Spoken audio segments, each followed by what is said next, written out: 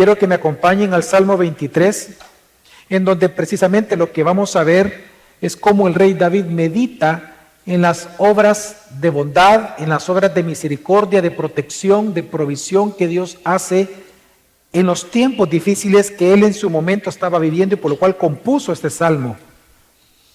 Así que quiero que me acompañen al Salmo 23, en donde el título del sermón de esta mañana es Jesús es mi pastor, nada me falta. Ahora quiero que lo leamos de una manera distinta. Lo que yo voy a hacer es leer el versículo 1, yo le pido que usted lea el versículo 2 y así sucesivamente intercalados lo vamos a estar leyendo hasta el final del Salmo. Así que yo ahora inicio, hermanos, dice el versículo 1. El Señor es mi pastor, nada me faltará.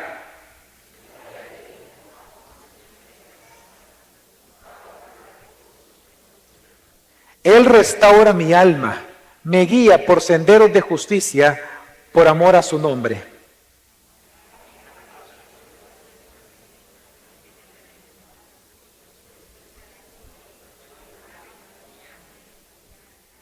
Tú preparas mesa delante de mí en presencia de mis enemigos. Has ungido mi cabeza con aceite, mi copa está rebosando.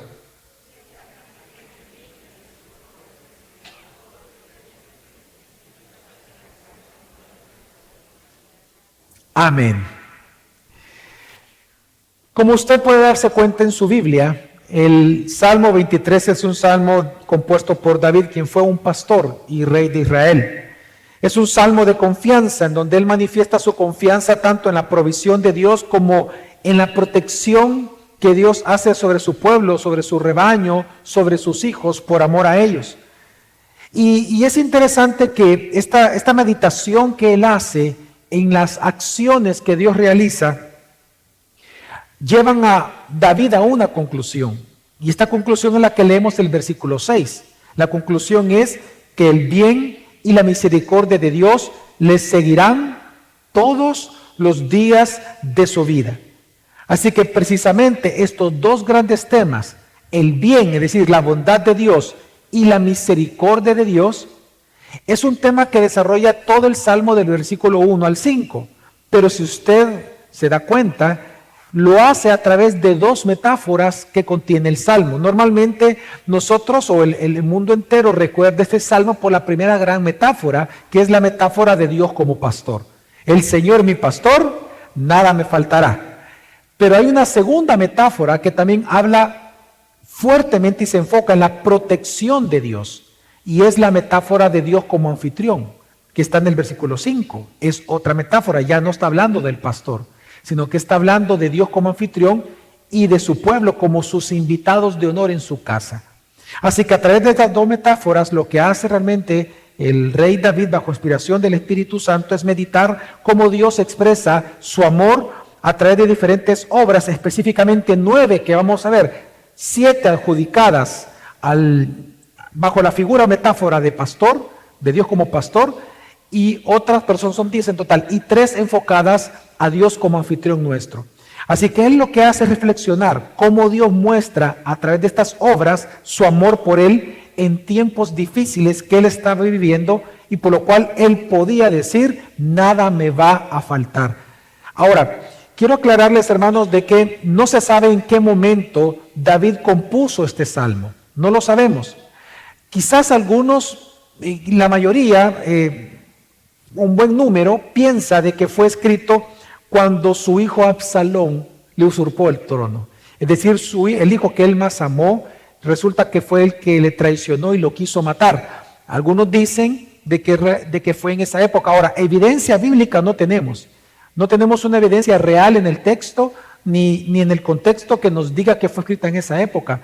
Pero sí lo que estamos viendo es que David estaba viviendo algo muy fuerte en su vida. Recordemos que David fue un hombre curtido en la aflicción. Él fue afligido de muchas maneras. Saúl lo persiguió. Recuerde que él fue entrenado por Dios siendo pastor, protegiendo a las ovejas de las bestias. Recordemos todo lo que él hizo mientras pastoreaba, cómo él vencía a estas bestias, tuvo que enfrentarlas. Fue un hombre que enfrentó la muerte de sus hijos, 4 de ellos. Recordemos, él fue un hombre muy curtido en batallas, muy curtido en el dolor.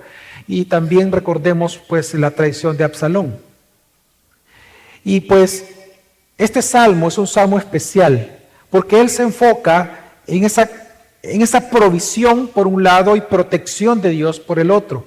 Y esto es lo que vamos a ver nosotros a través de dos metáforas que establece el salmo. Así que vamos a la primera de ellas. El salmo, si nos damos cuenta, inicia con una afirmación. David no va a dudar en lo que va a decir. David no le está preguntando a Dios. David no está diciendo que en el futuro posiblemente eso va a suceder. David inicia con una afirmación. El Señor es mi pastor, nada me faltará. La figura de Dios como pastor es una metáfora muy usada en la Escritura. En el Antiguo Testamento, la metáfora cuando habla de Dios como pastor siempre se refiere a Dios como proveedor por un lado y protector por el otro. Porque precisamente esas son las dos funciones principales de un pastor de ovejas.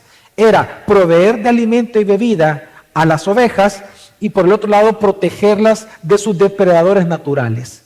Esa era la función de un pastor. Pero por esa razón, porque Dios es como un pastor o es el pastor de su rebaño, a nosotros se nos llama el rebaño de Dios. Incluso es una metáfora que alcanza hasta Apocalipsis, recorre todo el Nuevo Testamento y lo encontramos incluso en Apocalipsis como Jesús se identifica como el pastor y nosotros se nos es llamado las ovejas del Señor. Esta metáfora es tan importante que por eso es que David, entendiendo la función y cómo Dios ha manifestado esto, es que él afirma de que si Dios es su Señor, si Dios es su pastor, nada por lo tanto le falta. Y esa frase, nada le faltará, realmente se traduce como nada le falta e indica dos cosas. Es un término de cantidad, pero también es un término de calidad. En hebreo significa las dos cosas. Lo que David está diciendo entonces, de que porque Dios es su pastor, él está seguro de dos cosas. Que nunca nada le va a faltar para su vida y para la piedad necesaria, como también todo lo que Dios te entrega, todo lo que Dios da, siempre es lo mejor que Él puede dar. Siempre es lo mejor. Así que Él está diciendo, porque su Señor es su pastor, todo lo que Dios le da es necesario para Él y le da tanto lo material como lo necesario que es espiritual. Ahora, ¿de dónde viene esta seguridad? Porque inicia hablando una verdad. Si Dios es mi pastor, nada me falta. Ahora, ¿de dónde viene esta seguridad? Y es que bajo esta figura de pastor, lo que hace el rey David es meditar en 7 obras de bondad, de protección, de amor que Dios hace por él. Pero antes de esto quiero que recordemos una vez más lo siguiente. Como les decía, el pastor es una metáfora muy ocupada en la Biblia. Tanto que incluso Dios llamó pastores de Israel a los líderes políticos que él fue levantando, llamados los reyes de Israel, incluyendo el rey David. Tanto a los reyes como a los, digamos, los legisladores o los magistrados que rodeaban al rey, siempre elegidos por el rey mismo, a ellos se les llamó pastores. Es decir, Dios les dio a ellos la función delegada de representarlo en la función de pastor de Dios sobre su pueblo. Pero como nosotros conocemos la historia bíblica, lamentablemente por el pecado y la rebeldía de ellos, muchísimos de ellos, la mayoría, no pastorearon al rebaño de Dios, sino que como dice Ezequiel y otros pasajes, lo trasquilaron, lo perniquebraron, lo enfermaron, le robaron, los mataron, los degollaron. En lugar de cuidar la grey de Dios, la descuidaron.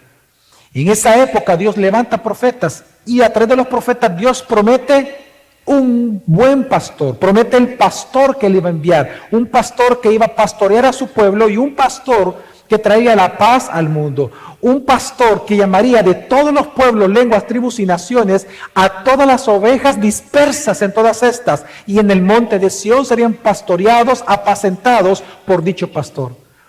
Pues cuando vino en el cumplimiento de los tiempos, nació de una virgen, Jesucristo, y él vino en Juan capítulo 10, y él mismo cuando crece, él mismo se identifica y se llama a sí mismo, yo soy el buen pastor.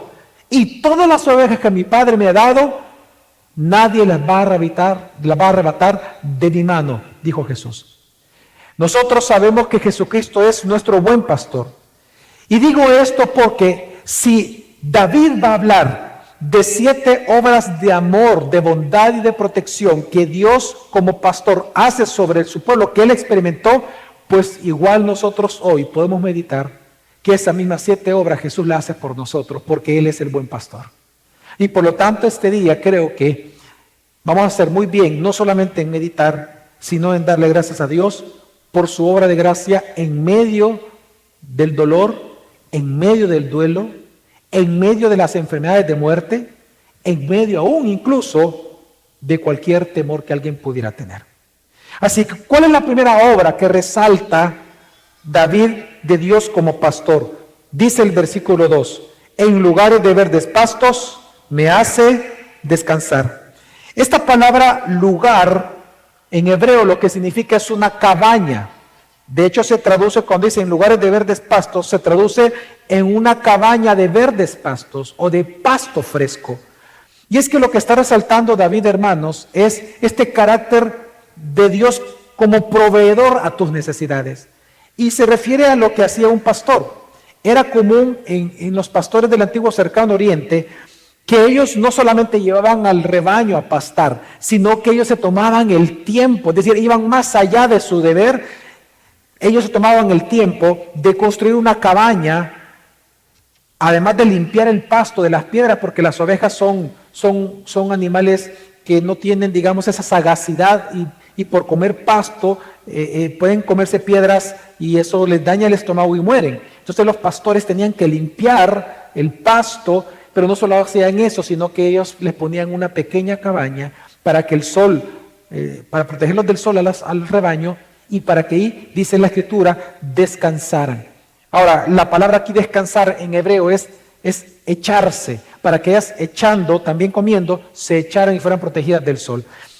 Todo esto, ¿por qué lo explico? Porque, hermano, ¿saben lo que está resaltando David? Es la pura bondad de Dios. Déjeme darle un ejemplo. Yo sé que algunos de ustedes tienen mascotas. Usted tal vez le gustan los animales, le gusta ser dueño de mascotas.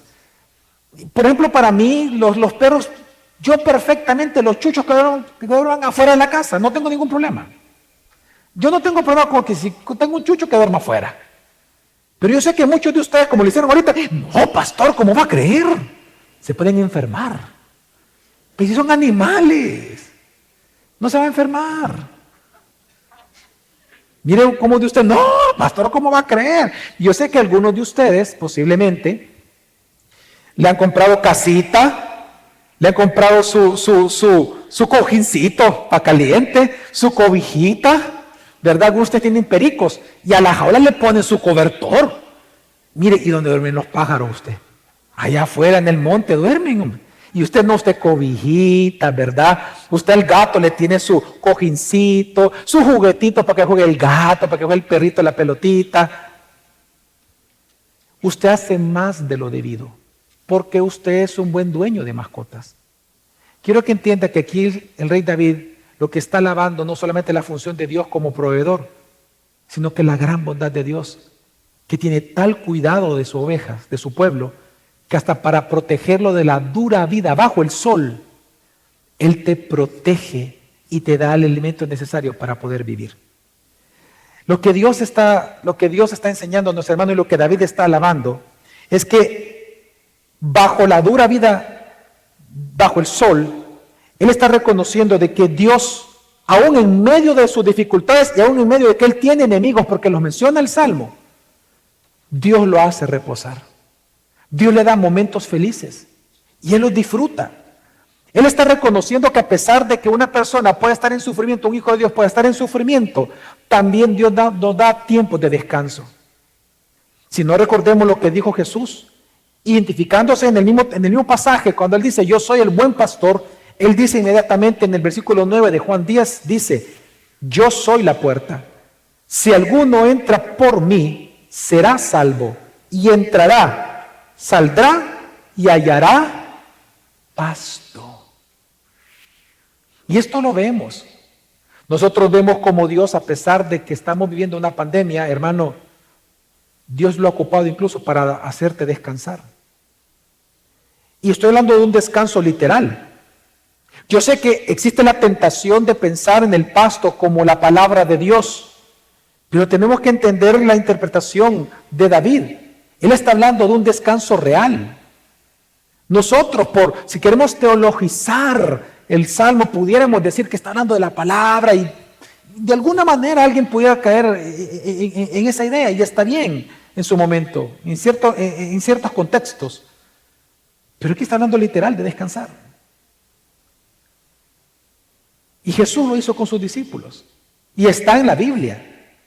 Es parte de la palabra de Dios. Cuando nosotros leemos en Marcos capítulo 6 la alimentación de los 5,000, por ejemplo, todos recordamos esa parte, cómo Dios alimentó.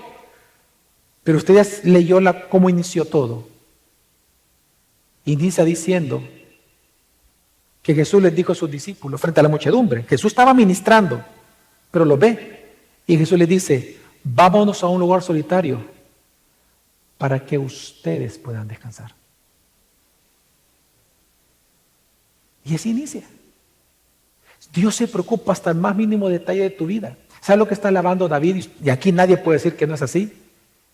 En medio del duelo, en medio del dolor, en medio de tus miedos, tienes que reconocer algo, que en verdes pastos Él te ha hecho descansar. Y lo ha hecho de diferentes maneras. Por ejemplo, cómo Dios ocupó la cuarentena, esos 5 meses, para que tú descansaras de la faena diaria. Para todos fue extraño estar 24 horas con la familia, pero qué hermoso es estar 24 horas con la familia. Para algunos fue un desafío, para otros fue una bendición.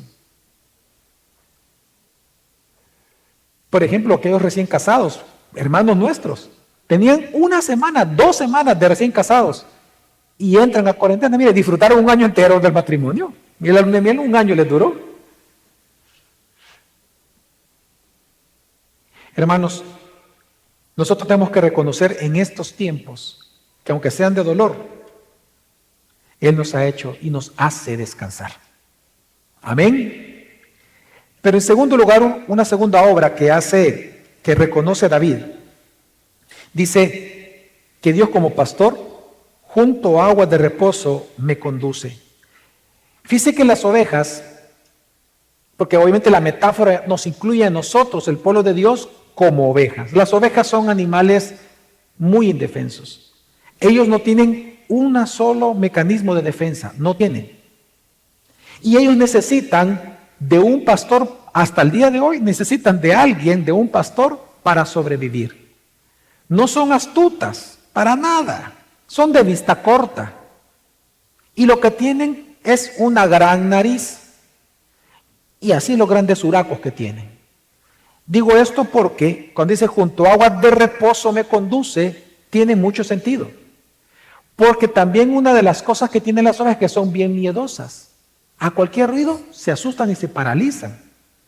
Es más, son tan especiales que solas se pueden caer por el susto y no se pueden levantar solas. Necesitan de alguien que las levante, si no se mueren.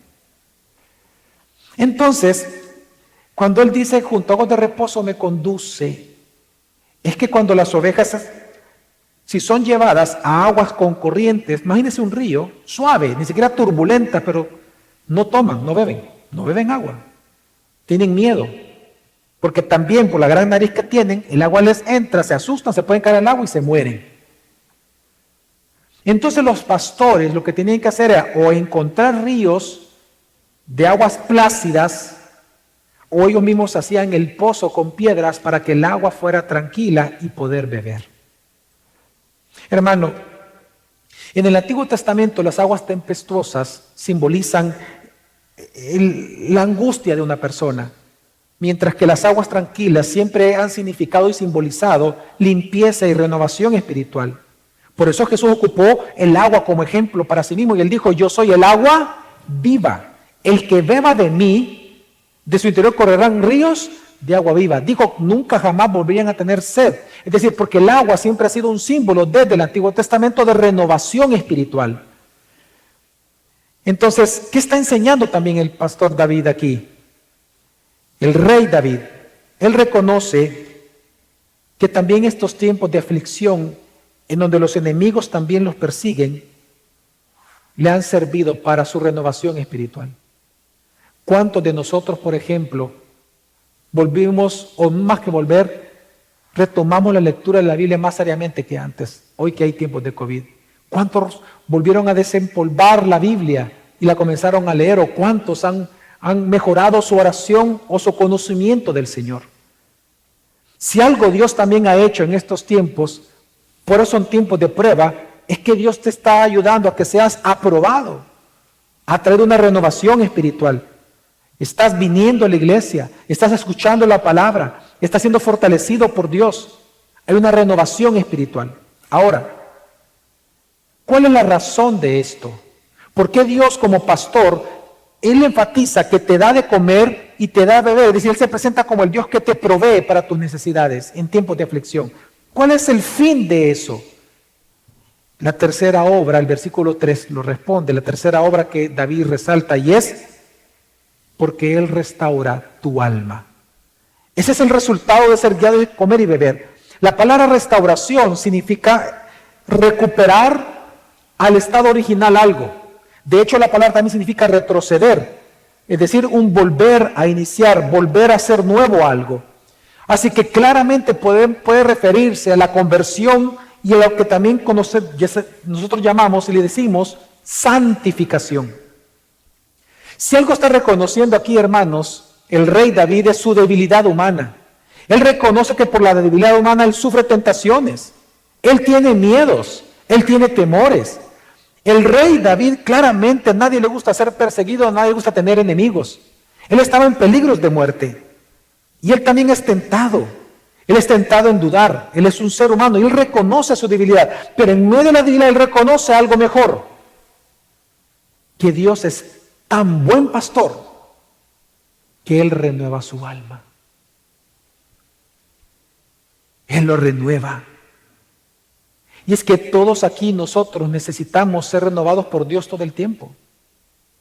Fíjese que Ezequiel 34, un pasaje por excelencia que habla de los líderes de Israel como pastores de Israel y del pueblo como oveja, como su rebaño, ahí se mencionan por lo menos 3 razones por las cuales una oveja se pierde o se puede perder, se puede extraviar y que hace necesario que el pastor vaya y la recupere.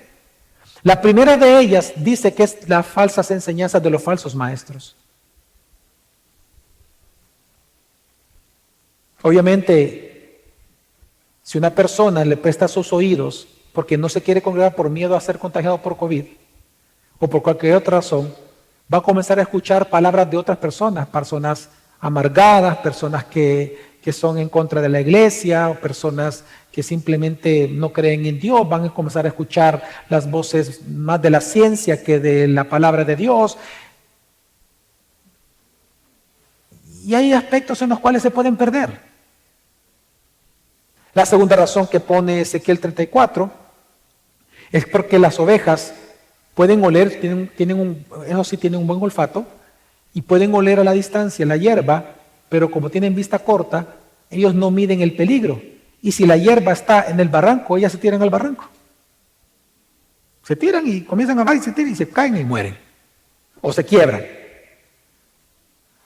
Es decir, por buscar una fuente de alimento que su pastor, fuera de lo que el pastor le está preparando, por buscar una fuente de alimento, no la del que el pastor le está preparando, también se extravían. Y lo tercero que menciona la Biblia, por lo cual se extravían, es por el miedo. No me voy a congregar, no voy a ir, tengo miedo a esto, no quiero vivir principios, tengo miedo a ver qué me dicen, me pueden confrontar o me pueden esto, no, mejor no. Y el miedo paraliza y el miedo te extravía de la comunidad. Todos nosotros somos, hermanos, tentables y todos sufrimos tentación. Somos seres corruptibles y David lo reconoce. Pero por eso él mismo dice, yo te doy gracias, Dios, porque tú restauras mi alma. Y es lo que él celebra. Y Jesús nos da ejemplo como buen pastor de cómo se hace. Después de que 3 veces Pedro negó a Jesús, resulta que Jesús va donde él y le pregunta 3 veces, Pedro, ¿me amas? Y a la tercera, cuando Pedro le dice, tú sabes bien que yo te amo, ¿Cuál fue el mandato y la comisión que Dios le da? Ve y apacienta a tus hermanos. La figura del pastor. Lo que Jesús está haciendo es lo siguiente. Él está modelando lo que hace un pastor. Así, Pedro, como yo estoy restaurando tu alma a través de la palabra y el perdón, ve y haz lo mismo con tus hermanos. Esa es la función de un pastor. Así que David está reconociendo, hermanos, y tú y yo tenemos que reconocer que en estos tiempos, aunque sean de aflicción, Dios ha estado ocupado contigo, conmigo, renovando nuestro espíritu. Por medio de la palabra, por medio de la vida de principios, por medio de la disciplina eclesiástica, por medio de la congregación y el discipulado, Dios renueva nuestra alma. Amén, hermanos. En cuarto lugar, una cuarta obra que David enfoca y celebra y él medita, y es que dice, me guía por senderos de justicia, por amor a su nombre. Fíjese que David aquí reflexiona que Dios como pastor, él guía a las ovejas. Pero lo que él está reconociendo, el decir sendas de justicia, la palabra sendas aquí son huellas o rastro, es decir, como las huellas de un tractor cuando va pasando, las huellas de una carreta cuando va pasando. La palabra aquí sendero o sendas es huellas. Así que lo que está diciendo es, él me guía por sendas o por rastros de justicia. David reconoce que la justicia de Dios va delante de nosotros. Él reconoce que la justicia de Dios nos va guiando en un camino. Que nos podemos extraviar, sí, pero la bondad de Dios y el pastorado de Dios sobre su pueblo es tal que Él se encarga de guiarnos y de hacernos permanecer por el sendero de justicia. En otras palabras, aunque tú y yo seamos pecadores, Dios siempre nos ayuda a nosotros a mantenernos en las acciones y obras justas que Él ha determinado para nosotros. Y esto es importante, porque la bondad de Dios es tal que como pastor, a pesar de los pecados de nosotros, sus hijos, Él nos guía a que tengamos una vida justa, una conducta justa y una vida piadosa. ¿Y por qué lo hace? Por amor a su nombre. ¿Sabe qué significa esa frase, por amor a su nombre? Es por reivindicar la reputación merecida del nombre de Dios. Dios lo hace por su reputación. ¿Sabe cómo entender esa frase? Que Él hace esto por amor a su nombre. Recordemos las pruebas de Job. Aquí vamos a hacer una meditación teológica bien profunda de los sufrimientos de Job. ¿Quién realmente estaba siendo probado en el libro de Job? Materialmente era Job. Pero si nos vamos al cielo espiritualmente, era Dios. Porque las palabras de Satanás hacia Dios fueron haciendo cuestionar la justificación y la santificación que Dios había obrado en Job, porque Job era un hombre justo, dice la Escritura, el más justo de la tierra en ese momento. Un hombre justo. Dios lo califica así, es decir, un convertido, un hermano nuestro. Entonces Satanás adjudica la justicia de Job como una obra humana, como un interés, no como una obra de Dios. Lo que estaba en juego era la reputación de Dios, de la obra salvífica de Dios. Entonces viene Satanás y le dice, no, es que aquí Juan y Pedro, Job, Arturo, quien sea, no, ellos te obedecen y te sirven en gracia sobre gracia, pero ¿por qué tú les bendices? Quítale la bendición a ver si no te maldicen. Ahí van a querer dejar de congregarse, ya te vas a dar cuenta, tócalos y te vas a dar cuenta. Entonces viene Dios y le dice, ok, te doy el permiso. Tócalo todo lo que quieras, solo no tomes su vida, no lo mates. Haz con él lo que quieras y te vas a dar cuenta que él no me va a negar. Al final del libro, Job nunca negó a Dios. Se quejó y todo, pero nunca lo negó. Demostrando y reivindicando no el nombre de Job. ¿Quién quedó reivindicado? Dios. Que la buena obra que Dios comenzó en Job y comenzó en ti, Dios la que la va a perfeccionar hasta el fin. Por amor a su nombre. Y en eso tú puedes descansar aquí. Tú puedes descansar en tiempos de prueba. Tú puedes descansar en tiempos de dolor. Tú puedes descansar en tiempos de COVID. de que Dios te va a llevar hasta el fin. Santificación, preservación de los santos, la gran doctrina de la preservación. Dios es el quien lo hace. Y por lo tanto, es por amor al nombre. Y es que mire, hermano, la reputación de un pastor en aquella época, en el tiempo en que David escribió el Salmo, la reputación de un pastor estaba relacionada a la capacidad del pastor de guiar al rebaño una vez más a casa. Si un pastor perdía las ovejas y no las regresaba a casa, su reputación caía y nadie más lo contrataba. Hermanos, ¿sabes por qué Dios te guía por senderos de justicia? Ya te diste cuenta, ¿no? Porque Dios es tal pastor fiel y su reputación es tan intachable que Él nos va a llevar a casa, a nuestra casa celestial. Por eso es la santificación y la preservación, por reputación de su propio nombre glorioso, el Salvador de los hombres.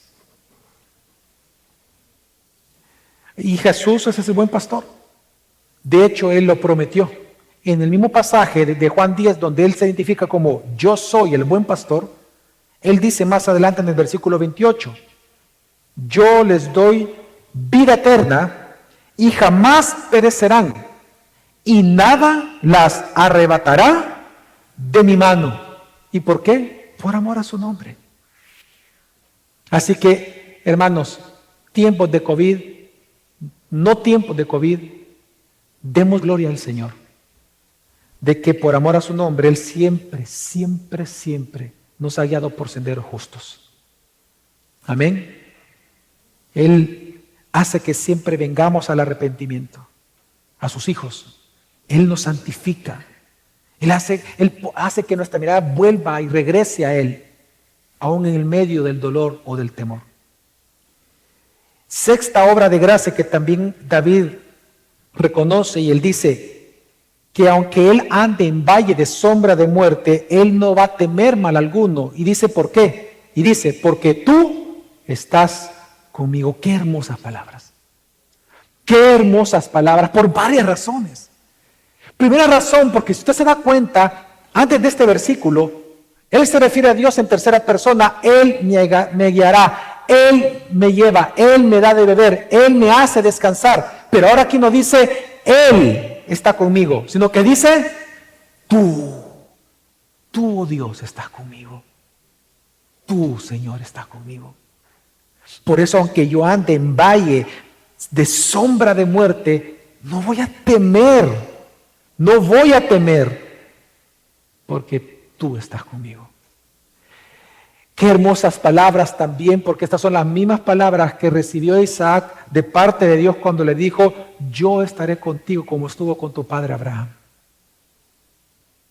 Y que fueron las palabras también heredadas por Jacob, y que luego también fueron heredadas por Moisés. Yo estaré contigo, le dijo a Moisés.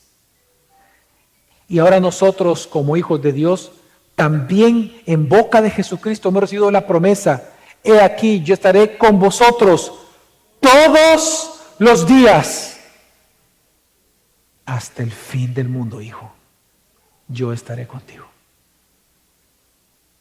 Por eso, aunque andemos en valle de sombra de muerte, no temeremos mal alguno, porque Jesús está con nosotros.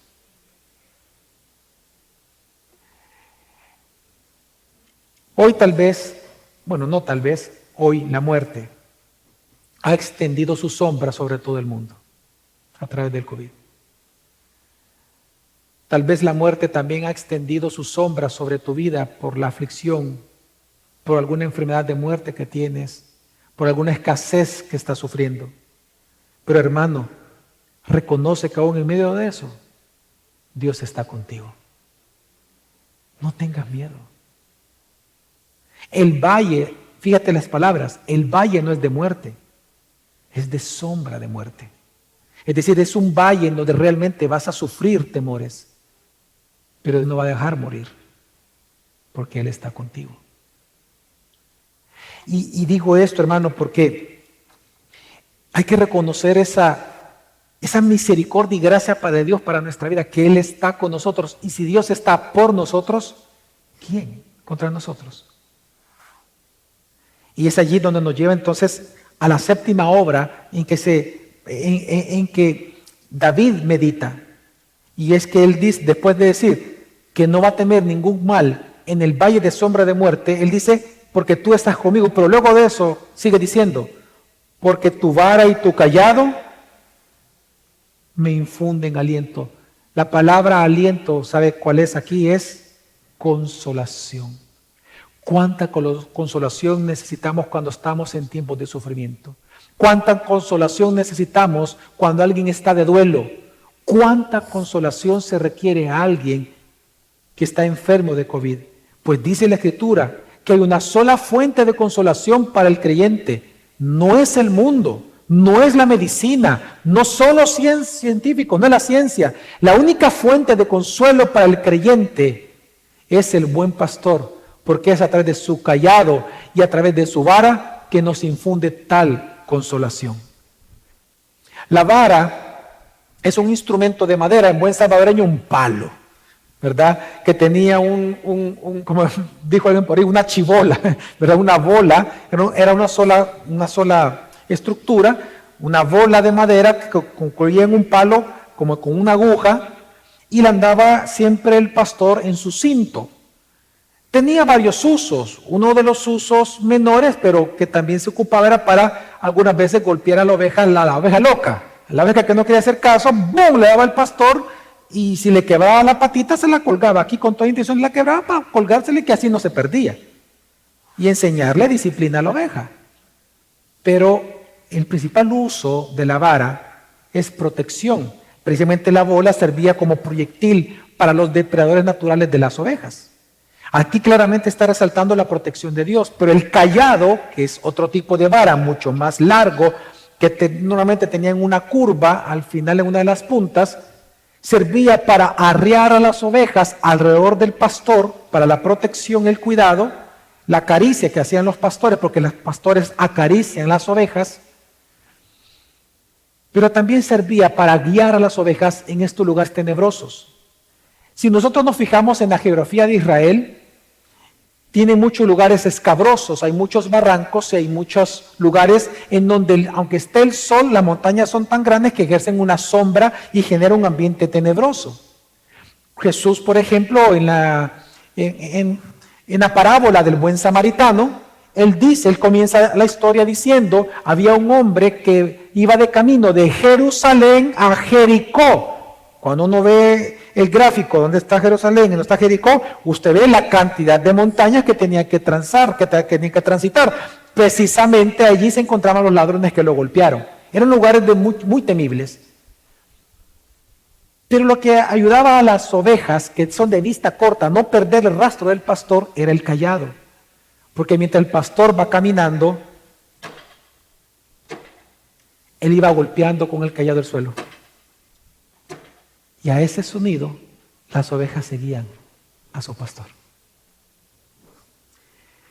Lo que David está enseñando, hermanos, es que no importa cuán duro sea la pandemia, no importa cuán duro sea tu dolor, Jesús te llevará en buen términos a tu hogar celestial. Y Él te protege de tus enemigos. Realmente puedes descansar en Él. Nunca te va a faltar nada. Él te va a dar lo que necesitas, no lo que quieras, pero sí lo que necesitas. Porque es su vara y su cayado lo que te da consuelo a ti. No hay nada fuera de Jesús que te pueda dar consuelo. Claramente el mundo va a buscar engañarte que hay consuelo en el mundo y te va a distraer. El mundo te va a insistir con ese espíritu anticristo que caracteriza el gobierno del mundo. Ese espíritu de anticristo te va a querer convencer de que no te congregues, te vas a contagiar, no te congregues, te va a ir mal, no te congregues, mejor aquí quédate en tu casa. Pero resulta que en tu casa de repente llega tu amigo, hace una fiesta, celebra 24, 31, fiesta de Reyes sin mascarilla y te enfermas. Y vas al trabajo y resulta que es a la iglesia y no tienes miedo a ir. 1 hora y todos con mascarilla. Y eres preso del miedo. Y digo esto porque la consolación en la Biblia, ya vamos al Nuevo Testamento, la consolación es un ministerio. Un ministerio ejercido por Dios, por el Espíritu Santo, porque recordemos que Jesús fue nuestro primer consolador y antes de él ir al cielo, él dijo, he aquí que pronto yo les enviaré otro consolador, que es el Espíritu Santo. El Espíritu Santo nos consuela, pero él toma de la palabra en la comunidad local de creyentes. Es un ministerio de consolación. Por eso cuando tú te privas de congregarte, te privas de 2 cosas. 1, de ser consolado por Dios, y 2, de ser instrumento de consolación para tus hermanos. Lo vamos a leer en 2 Corintios 1:4. Dice, Dios, Él nos consuela en todas nuestras dificultades, para que nosotros podamos consolar a otros. Cuando otros pasen por dificultades, podremos ofrecerles el mismo consuelo que Dios nos ha dado a nosotros. Hermanos, estos son tiempos de prueba. Y la tentación que tú vas a sufrir va a ser que dejes de congregarte por miedo al contagio. Que dejes o abandones tu vida piadosa por miedo al contagio. Pero ese engaño te va a llevar a cosas aún peores, a tratar de buscar el consuelo de Dios fuera de Dios, el consuelo de Dios en el mundo. Lo que Ezequiel 34 dice, no lo hagas. Es como la oveja que huele hierba en el barranco y en lugar de comer la comida dispuesta por el pastor, decide por lo que él olió. No lo hagas. No lo hagas. Porque esas son excusas de tu carne. No lo digo yo, lo dice la Biblia. Por ejemplo, Jesús, cuando él estaba orando en su tiempo de aflicción, ¿cuál fue el momento de mayor aflicción en la vida de Jesús? Hermanos, ¿cuál fue? Su pasión, ¿sí o no? Lo que nosotros llamamos la pasión de Cristo, que comienza en el Getsemaní. Dice que él comenzó a temblar y a sudar gotas de sangre, ¿verdad? Pero él oró con sus discípulos. ¿Se acuerda que él pidió orar y él comenzó a orar? Pero en lugar de orar, ¿qué hicieron los discípulos? Se durmieron. ¿Cuáles fueron las palabras de Cristo? Él les dijo, a la verdad el espíritu está dispuesto. Sí, yo te aseguro que tu espíritu siempre está dispuesto a orar. Tu espíritu está dispuesto a congregarte.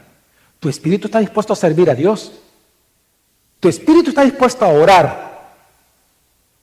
Pero, dijo Jesús, la carne es débil. Al primer temor, vas a querer dejar de congregarte. Para ti esa va a ser la solución.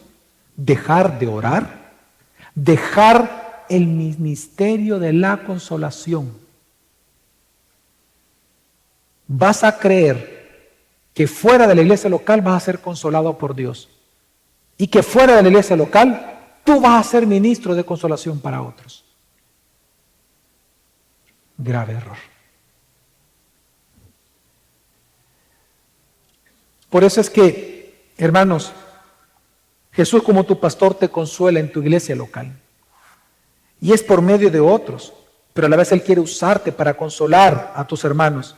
Por lo tanto, si tú huyes, si tú dejas de congregarte, si tú eres cautivo del miedo y no le sirves a Dios por miedo, ¿en qué te convierte eso a ti? Por esa razón, hermano, cuando venga el miedo y te aceche la duda, cuando tú dudes de tu identidad, cuando tú dudes de tu futuro, cuando tú dudes de que si alguien te ama o eres importante, cuando tú dudes que si vas a ser feliz o no en el futuro, cuando venga la duda y te diga que tú eres mujer cuando eres hombre, o cuando te diga la duda que tú eres hombre cuando eres mujer, cuando venga la duda y te diga que nadie te ama y que no sirves para nada y no hay remedio para tu vida, es en ese momento que tienes que decir, Jesús, gracias porque tú estás conmigo. Tu vara y tu callado me infunden aliento. Nada me falta, jamás. Consuélate en Cristo. Amén, hermanos.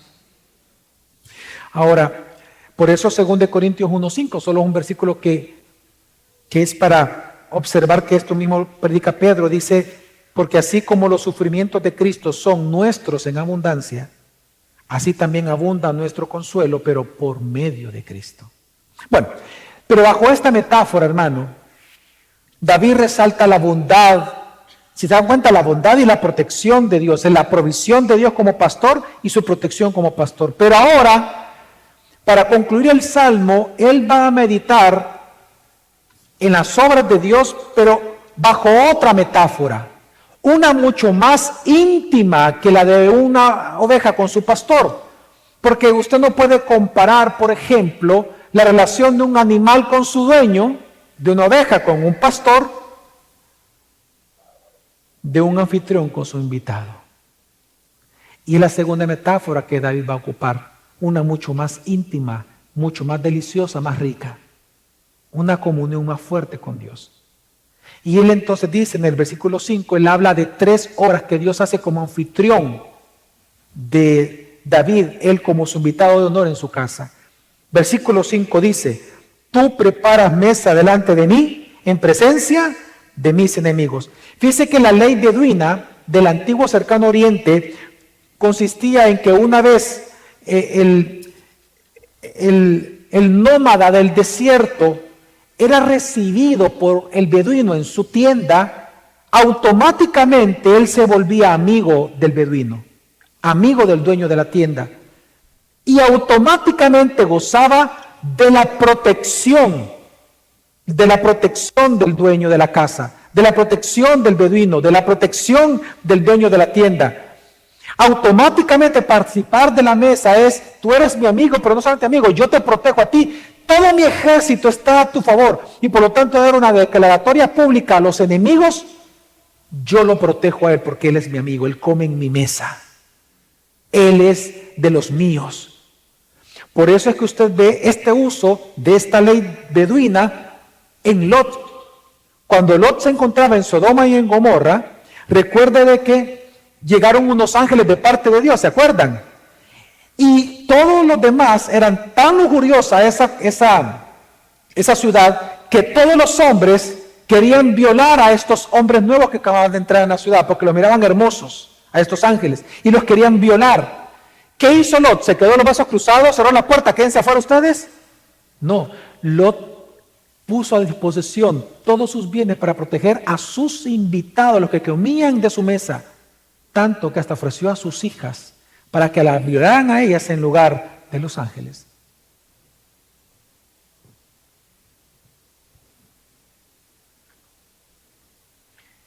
Hermanos, nosotros somos invitados en la casa de Dios. El día que tú te convertiste, no solamente Dios te convirtió y te hizo, no solamente Él te llama amigo, sino que ahora tú eres un hijo de Dios. Y tú tienes una morada que te espera. Tú comes en la mesa de Dios. Tú comes en la mesa de tu Padre. Por lo tanto, gozas de toda la protección de Dios. Por eso Jesús dijo en Juan 14:1-3, no se turbe vuestro corazón. Es decir, no tengan miedo. Crean en Dios, crean también en mí. En la casa de mi Padre muchas moradas hay. Si no fuera así, se los hubiera dicho. Porque voy a preparar un lugar para ustedes. Y si me voy y les preparo un lugar, vendré otra vez y los tomaré a donde yo estoy, para que donde yo esté, allí estén ustedes también. Hermanos, nosotros gozamos de la protección de Dios. Jesús es el gran anfitrión.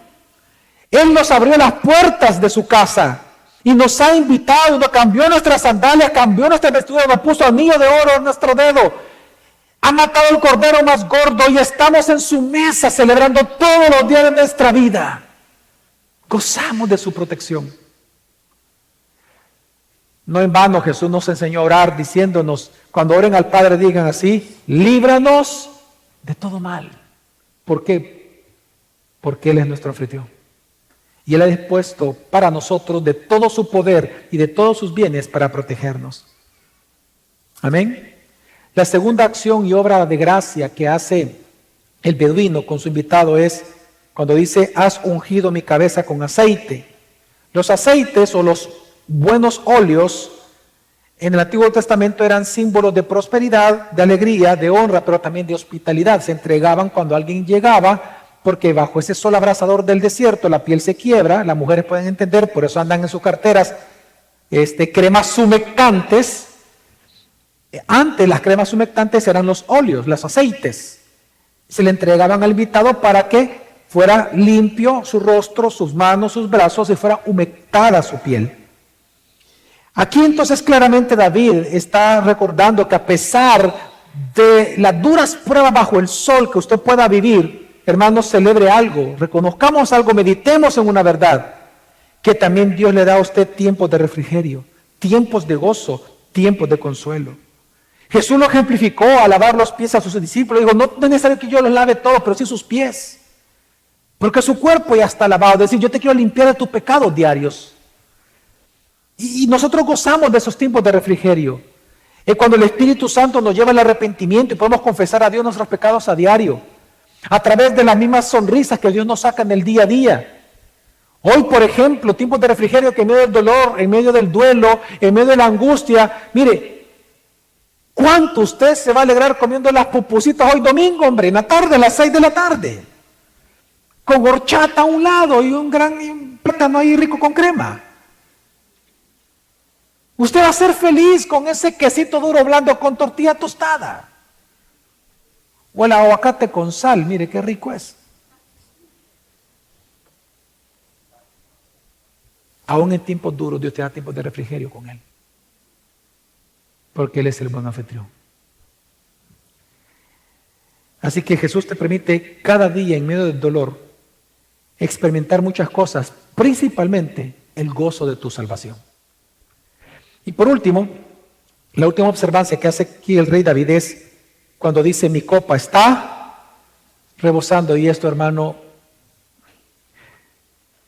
présteme su atención. La copa era un instrumento importante en esta ética beduina.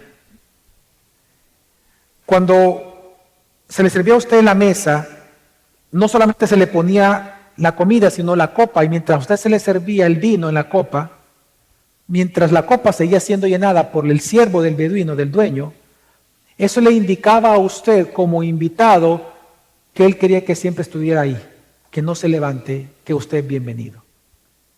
Ya si el siervo dejaba de servir la copa, es porque, tiempo de que, ¿vea? Ya. Pero David dice: mi copa siempre, en la casa de mi padre, siempre está rebosando. Nunca me vas a echar. Nunca voy a dejar de percibir tu gracia. Y por eso yo te doy gracias a ti, Dios. Porque la copa también tiene un gran simbolismo del Antiguo Testamento que lo vemos en la vida de Jesús. La copa en el Antiguo Testamento simbolizaba la porción o la suerte que tú tenías que vivir en tu vida. La copa podía ser buena o mala. Y es lo que vemos en Jesús. A Jesús se le dio a beber la copa ¿de qué? De la ira, dice la Biblia. Y por eso Él, en su pasión, Él le dijo al Señor: Señor, si es posible, pasa de mí esta copa. Porque era la porción que Él tenía que sufrir. ¿El qué? La cruz. Por primera vez Él iba a experimentar el abandono de su Padre.